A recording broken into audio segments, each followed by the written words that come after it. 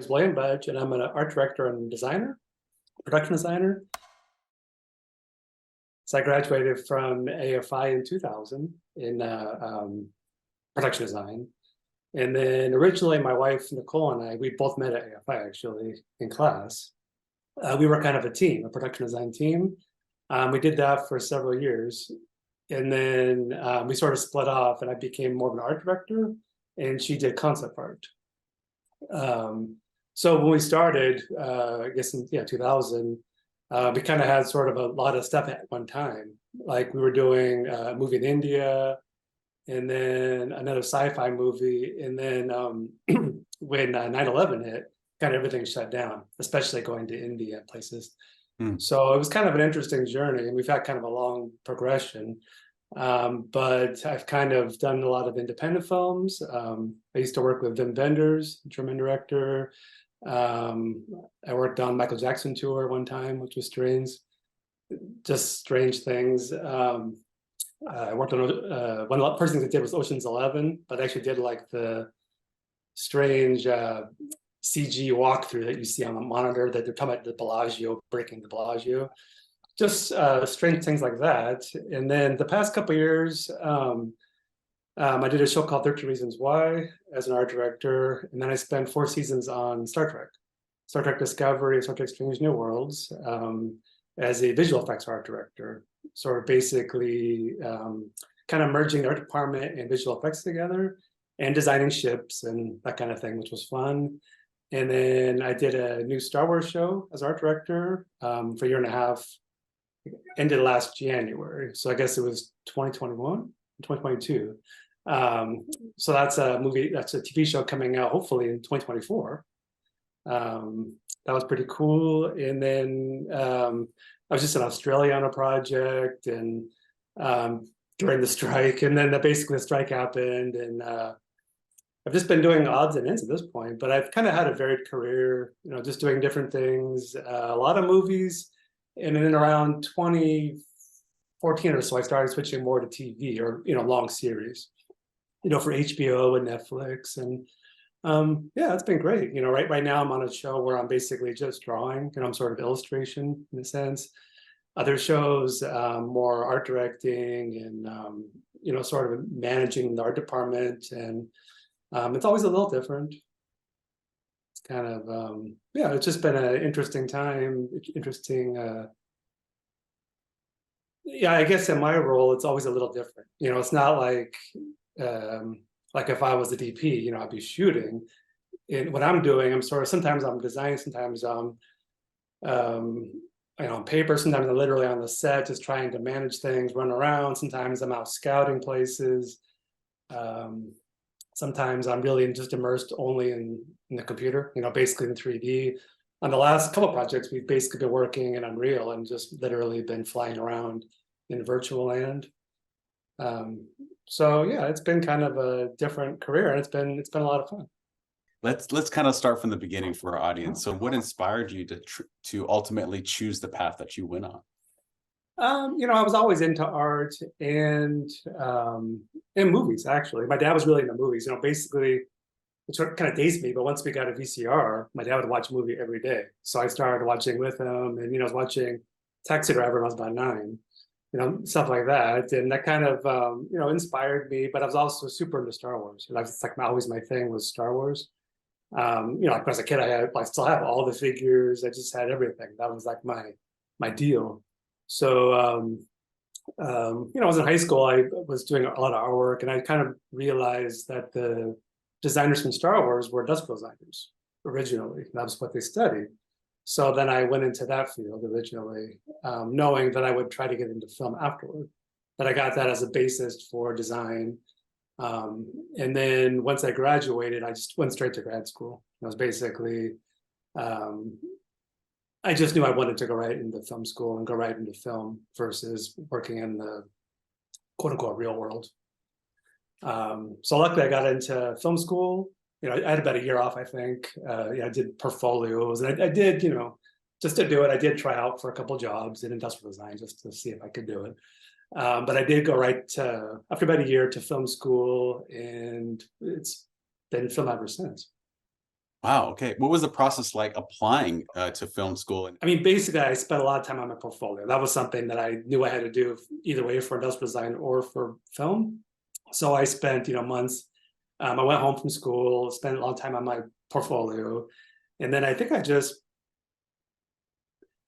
what it was is I didn't even really know AFI at the time because I was I was tempted to go into directing. There was different things I was looking at. So I'd applied to USC, which I got into actually, NYU, and then I found AFI. And I had actually never heard the term production design before, even though, I mean, it's at the beginning of the credits. I just never really thought about it. And when I realized what it was, I'm like, oh, that's actually kind of perfect, because I am a designer, and it sort of melded those things together. And so I applied, and I believe Bob Boyle called me. We talked about it, and yeah, I think that was basically it. I mean, just came right down and started. I mean, obviously a little scared. It was kind of interesting because I had the least experience of most of anybody there, probably, as far as film goes. I mean, not film knowledge, but actually practical film. But in a short amount of time, things kind of smoothed out, and I realized actually my industrial design trainings come in handy, and almost everybody I work with now, funny enough, on Star Wars, Star Trek, and stuff, are former industrial designers. Wow, that's really cool. Just because of the nature of that, it's sort of like the high level design. So basically, the science fiction aspect of it. It's a lot of people, design cars, design products. So it kind of went full circle in a sense, which was sort of funny. Yeah, because I spent years, working on stuff that was, like a road movie, or I did a period film or something like that, something that the industrial design didn't necessarily fully apply. But now I'm kind of doing these things where robots and cars and that kind of thing. that's really special. They offered it to you over the phone. Yeah, we talked on the phone. Yeah. Wow. So first time in LA. So I came as a kid, but that was basically the first time. Found an apartment very close to campus. It's like a walk there. Yeah, it was just a lot of fun. It was a little nerve-wracking at first because there were so many projects. I mean, we had to do, I think, 5 boot camps. Boot camps were sort of like short 5-minute shows. And before I even knew what was going on, it was like, okay, you're doing 5 projects. Okay, so I'm just sort of like, because back then, I mean, it still is, but I think it was really a conservatory only. So it wasn't about classes, it was just about actually doing it. So it was like straight up, we did 5 projects, and I think we had 4 cycle projects at the same time. I mean, basically the whole first year was shooting stuff. So it was quite a experience just to catch up, and kind of figure out what's going on. And yeah, it was exciting. At nights I'd go to all of the local retro theaters. We'd see movies at night, and everybody was nice at school. And like I said, I met my wife there, with the same class, and our design class was very close knit. Because there's only 7 of us, so within a short amount of time we were all like best friends, and yeah, it was a nice time. Yeah, and you're all like supporting each other on each other's sets, and yes, I think that's why it was like that. Is because it's basically just to have every show have a production designer. Yeah, that's a lot of work. It was. That's a lot of work. Second year, I think we were allowed to do kind of what we wanted, because we had a thesis project, and my wife and I, we ended up doing 2. We kind of teamed on 2. I know people that did 2. I know people that did, I think, 3 at the time. It was kind of like whatever you wanted to do. You had to do one, at least one. But the second year was when there was sort of a lack of designers, obviously, for the shows. But yeah, first year, as I recall, we basically just had to do as much as we could. And I think that's so cool that you actually found your wife at school, and now you're happily married, and yeah, I mean, later. I mean, we basically were just friends at school, but but we just we basically teamed up, and I guess we grew together that way. But in school, we were just literally partners, and it just came out that essentially it was so hard. There was like a point when like I said, we had to do, I think it might even been 6 projects now I think about it. It was a lot. I remember that cycle projects, it was a lot. And it was just because I just felt I couldn't do what I wanted to do at some point because you had to shortcut everything. So I just thought if we could team up, then at least you have somebody to talk to, number one, but also you can double team everything. And it became a little easier, a little funner. And yeah, definitely second year. And it's ironic because right after we did that, it became kind of a norm in the industry to have 2 designers. Not everything, but you did start to see at that point. I think on the, what's that movie called?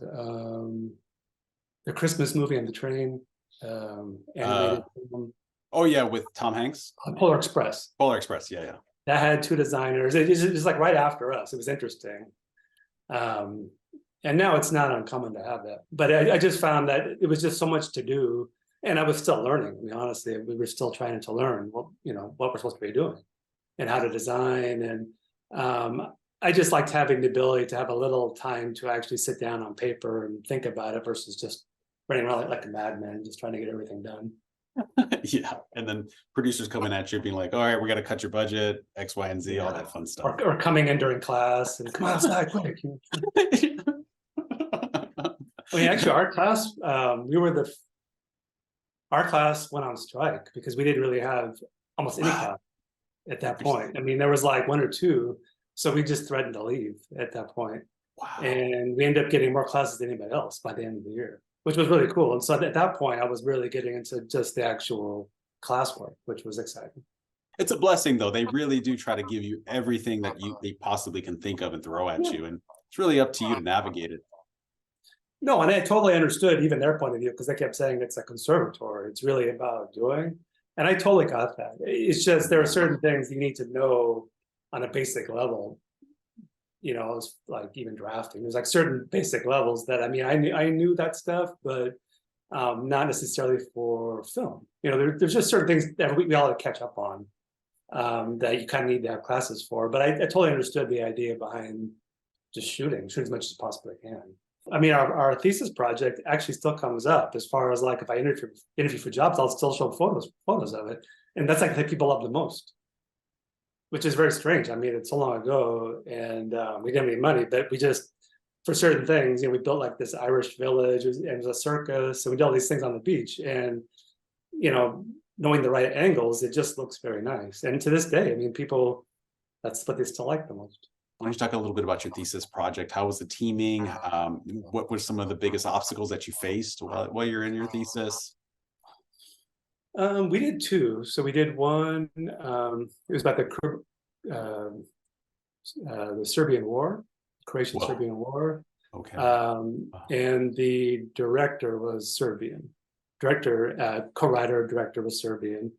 And then, in fact, I was like the only American. Everyone was European, including my wife, or my future wife, who's German. And she had been to Croatia a lot, so that was actually kind of nice because she actually went to Croatia over the summer and just took like lots and lots of photos. So when we came back, and she also took actual set dressing, because we basically we built a house. It takes place in a house. People invaded, and it's kind of a sad, war story. Mm-hmm. But we literally had it with the correct plugs, light switches. Everything was dead on. It just worked out that way. And then we did a thesis project again about this, like it was a period film about a boy in a kind of like a circus in an Irish village. And they both turned out really well. Like I said, the one, people still like the photos from that. I mean, I haven't watched the movie a long time, but they still like the photos of them. And I think they both turned out well. I don't know in the end how much, if anybody even saw them, but people know we did it. I mean, they've seen the photos, which is enough. And I think that, but it was great. The teaming, we knew, I guess, the year before what we're going to do. Come how that worked out. I guess we picked at the end of the first year, and then we kind of talked all over summer about it. And then, the second year was either classes or working on one of the other projects. We ended up having on the Croatian thing, I think a relatively small crew. I can't really remember. I think it was kind of small.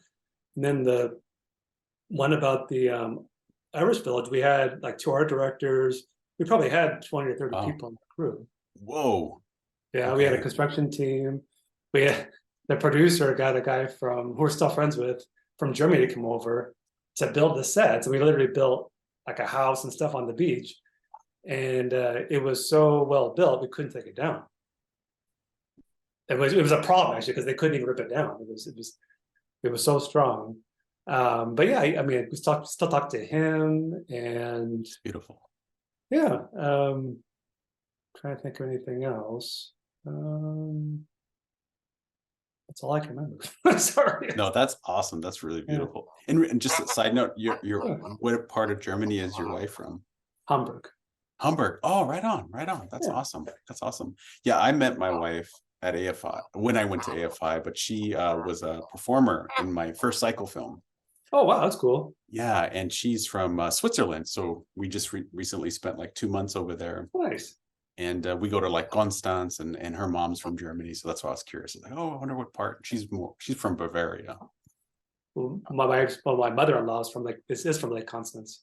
Lake Constance, yeah, that right on, so close, right on the border there with Switzerland. And we go there and we go hang out at the sauna. It's really cool.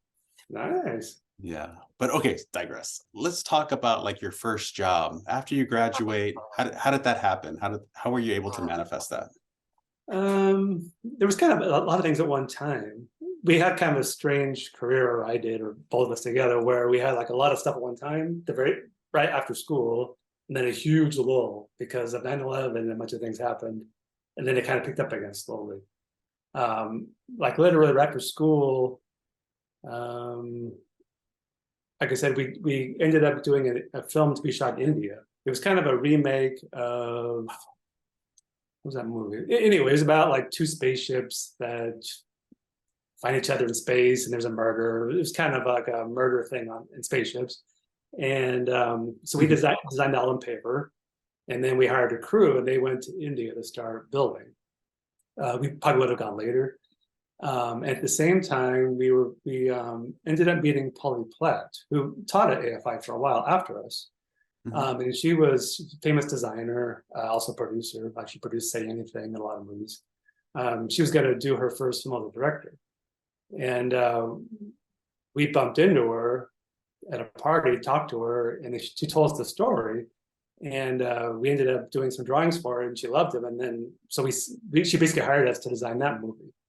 But again, both films at the same time fell because of 9/11. I ended up, one of my teachers actually worked at a company that does sort of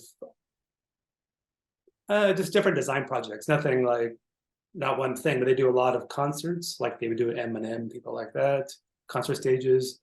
And he asked me to join him. So it was basically just sort of 2 people, initially just myself and this other person. And then I brought another classmate of mine. So it was 2 AFI students, and then the person in charge. And we ended up working on, like I said, Ocean's 11.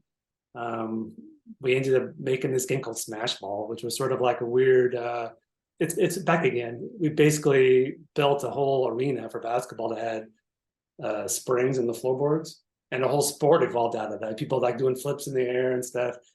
It was very strange. I think what else we did. I art directed the Soul Train Awards, hang out with Destiny's Child and people like that.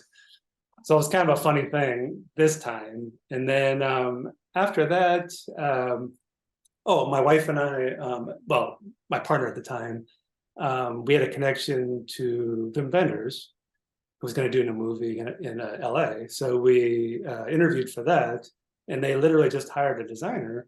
So we said we art direct, and we ended up doing a movie called Land of Plenty with Michelle Williams. And then the next year we did Don't Come Knocking, which was kind of not a sequel, but sort of a kind of a sequel to Paris, Texas. Sam Shepard wrote it. And I just saw that movie a couple of weeks ago on Criterion. Yeah, right on. Film. Yeah. Oh yeah. Which was actually the other thing, because growing up, I loved Paris, Texas. strangely. And then I ended up being, I worked with them, vendors, which was amazing. Got goosebumps. That's cool. That's really Yeah. cool. And then past that, just different, just trying to stay afloat. You know, that's the thing. You sort of end up kind of without any sort of guidance. You know, you're kind of just sort of left alone. You know, some people end up in companies. Like if you're a concept artist, you can go to a company and just stay there, and you travel around to the company. But as a designer art director, you're just sort of, you know, looking for the next gig. You know, I have an agent and such, but for the most part, it's just really just making connections and just looking for the next gig, which, you know, I had many years of just kind of floating, and now I've sort of got to the point where I just get calls, usually in the nick of time, and kind of go between projects. But yeah, it took a lot of time just to kind of get enough connections and get your name out there enough where that works. Mm-hmm. Where they're calling you now, where you don't have to go to the watering hole anymore to fish. Like they're bringing it to you now. Yeah, it's funny because I mean, you know, I get to the point where I'll send in resumes and stuff, but I've never to this day gotten a job that way. You know, I could spend like months sending out resumes and stuff, but really it just comes, I get a call, and a lot of times it's by nobody I know. It's just some random person, a producer suggests to me or somebody else, and then I'll just send them flying to New York or flying to Louisiana, which is, you know, exciting. You know, yeah, it's about half the time I don't know anybody in the crew. We just somehow land a job. Looking back, is that something that you wish they would have taught at AFI as well? Is kind of like, how do you get work? Because you understand how to do the work. Yeah, I mean, it was funny because at AFI, that was one that I kept saying is they really ought to have like Art Center has a place as a thing where they have a you know, kind of a portfolio review at the end of their time, and then they bring in people they want to bring in. You know, the students would say, I want to bring in somebody from Paramount. They bring people in, and they all show their portfolios, which I always thought was a good idea. I think now AFI has a lot more connections. Like on the Star Wars show I was on, there was a few people from AFI, and a lot of, I think it's much easier, not easier, I should say, but there's a lot more of a connection between the outside world and school. When I was there, my teacher got me that one job, but other than that, it wasn't really, you were just kind of on your own, I felt. Mm-hmm. I don't know if we could have really got taught that so much. Maybe. I mean, I think honestly, the one thing we weren't taught was money. That's like the one thing at the time. I think it may be different now, but so much of the work is about management of money, and that's something that we weren't really taught. I mean, you learn on the job, I suppose. You learn with cycle projects, but it's different if you have $1,000 versus, you know, $1 million. Yeah, it's a little different. That's something I think that at the time, now it may be different. Mm-hmm. Like how to cost out projects and budget. Yes, yes. And I've been back. I've taught a little AFI, and it seems like there's more of that stuff than before. When I was there, it was very conceptual. And Bob Boyle, who was an amazing designer, our professor, he was very much in the story, which was great. And I'm glad I had that. But at some point, it's nice to have also the practical side. Spoke about connecting on Michael Jackson's film. Yeah, the Michael Jackson thing. That was, again, just a random. I was an art director on that, and a designer I work with sometimes, he got this random call, and it was like, do you want to work with Michael Jackson? Like, yeah, sure. So they called me up, and it was like, okay, you know, I hadn't even thought about Michael Jackson for a long time, and suddenly this thing, I'm like, okay, sure. And it turned out to be really fun. I mean, I just honestly didn't think much of it at the time, but yeah, we just it was going to be his big tour. He basically was going to do, I think, was it a year? I think it was a year of shows at the O2 concert hall in London. Mm-hmm. And so the way it worked is, you know, the huge stage, and then he was going to have the largest film screen in the world behind him, kind of wrapped around. And so we shot 3D movies for a bunch of songs, almost like updated music videos, but they were 3D, like Avatar just came out. We're using the Avatar equipment. And so we shot, like for Thriller, you know, we built a whole huge cemetery and a haunted house. And then they had, you know, all this crew, all his band, and a lot of the performers were all in amazing costumes. It was really super cool. Yeah, we had a bunch of sets, and it was all shot 3D. I mean, if you watch the movie, you'll see a little bit of in there, Mhm. and then if you watch the Blu-ray, you actually see the whole, a lot of the actual videos. Mhm. But it would have been super exciting. Like for Thriller, it starts in this haunted house, and it goes out, and then all these zombies come out of the ground, and then at the very end of this thing is a giant spider comes out, and then on stage, that spider would have appeared in real, and he would have came out of the spider, like the spider's mouth. But yeah, it was super cool. It was just kind of funny to see him every day, and he was very nice. And it was just kind of, we were shooting at Paramount, not Paramount. We were shooting in Culver City, and you'd see people, try to break in all the time, and the security would just throw them over the gate, and you'd be like, "I love you." You'd see kind of like waving at people. He was super nice. That's so fascinating, man. Wow. Wow, Yeah. William. Yeah, it ended not so nice, but it was Yeah. a fun time. It was interesting. Yeah, that's a totally different story. I remember where it was when that happened. I got invited to the, whatever we call it, the memorial, which was Oh, very wow. strange. Yeah, Downtown Staples Center. Took the bus downtown just because it was so crowded. It was strangely moving. yeah, Yeah, yeah. it was really interesting. Yeah. That's fascinating. And what a privilege. That's awesome. That's such a cool story. And thanks for sharing that. And is there any other stories that you have throughout your career or any lessons that you learned that you wish to share with the audience? Um, like I said, I'm just happy to have worked on a Star Wars show. That should come out next year, because that was like literally what I started with Star Wars. So I ended up doing something that's going to be a little different, but it's Star Wars, and again, it's kind of a full circle thing, which I find very nice. I don't know any stories at the top of my head. I'm just thinking. I mean, there's always crazy stories, but as far as I don't know, it's just been like I was just literally in Australia, so not only was it working on a show, I got to swim in the Great Barrier Reef and go through jungles. Yeah. Designed a film in Costa Rica, and I got to unknowingly swim with sharks and crocodiles, and there's always something. That's the one thing with the film. It's always crazy. That's one thing I do say. You have to enjoy the craziness, because if you don't, it's gonna be miserable. Because it's just always, it's not just the time and not just the pressure. There's a sandstorm suddenly, or I'm literally swimming with a crocodile. Not, there's like stuff like that. It's in New Orleans, there'd be snakes and alligators looking at me all the time. And yeah, it's just people compare it to war. I don't compare it to war, but there's a level of excitement that I don't know if you have in other jobs, and I think you have to really enjoy that, because it'll drive you mad otherwise. It drives me mad anyway. But and that's so beautiful that it's full circle for you, because you did mention starting off with Star Wars and being able to work on that. That's epic. Wow. Yeah, I never thought, because I mean, when I was a child, there was no other shows, there wasn't any other movies, so it's kind of weird that came back. It was really, really cool. And that you're on it. I mean, that's amazing. In fact, at AFI, a couple of the screenwriters and we stayed up all night and managed Chinese, so we ended up going to the opening of Phantom Menace. Oh, right on. Cool. Well, second showing. First showing, people waited months for. We only waited one night, so we got. You guys couldn't do that with all those cycles you were doing. No. And Hollywood awesome. was pretty bad back then. Yeah, probably not. You don't want to hang out around that area that late at night. No. Thank you so much for taking the time, William, talking with us about your story.